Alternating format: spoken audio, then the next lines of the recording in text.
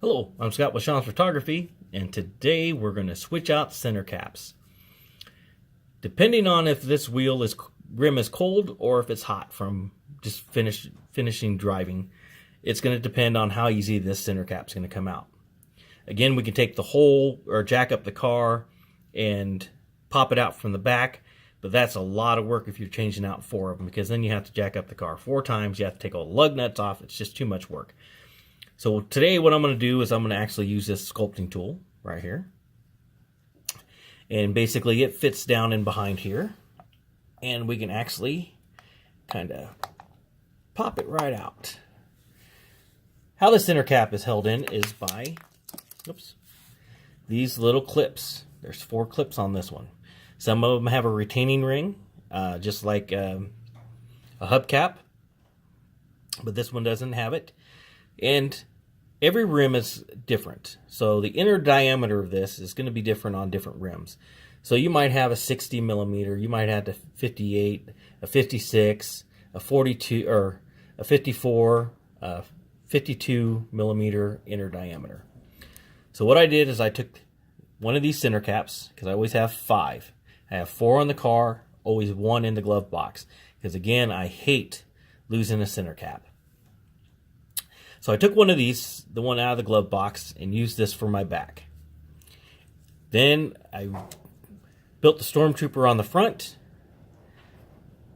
mounted this on the cardboard, made my mold of the top half with the Stormtrooper, and then once that side cured in the silicone, then I flipped it over, pulled out the clay, and then I had this side to mold. And then I put my registration marks in, so then I can build multiples of these. So this here is a Stormtrooper center cap cover. Again, these are one of a kind. No one else has them. These are mine. I built these. If you see one of these on someone else's car, either they stole them off my car because I don't sell them, or they decided to build their own. And it wouldn't look exactly like this one. No matter how many times you paint the same painting, they're never always going to be the same. All right. So, again, I have 5 of these babies. Let's put one in. Here we go. So this is a raw casting. This is what it looks like. You can see it's a little dirty up here. I've dropped it a couple times across the ground. Checking it out, see if I like it, if I don't like it, what I want to change on it. But what I'm going to do is I'm going to paint this all solid red.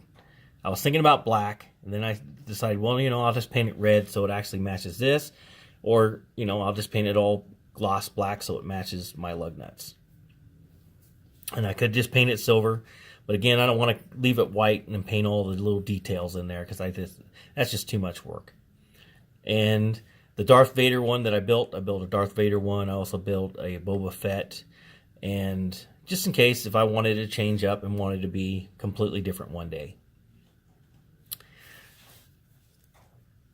On the back of here, again, as I said, there's 4 tabs.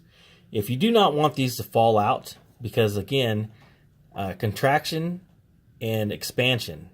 When this rim gets hot, it expands. And when it cools down, it contracts.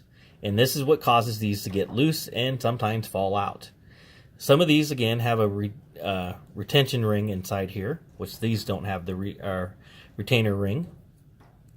But if you want to keep these in, you can actually, again, put silicone on each one of these tabs and then slap it in there.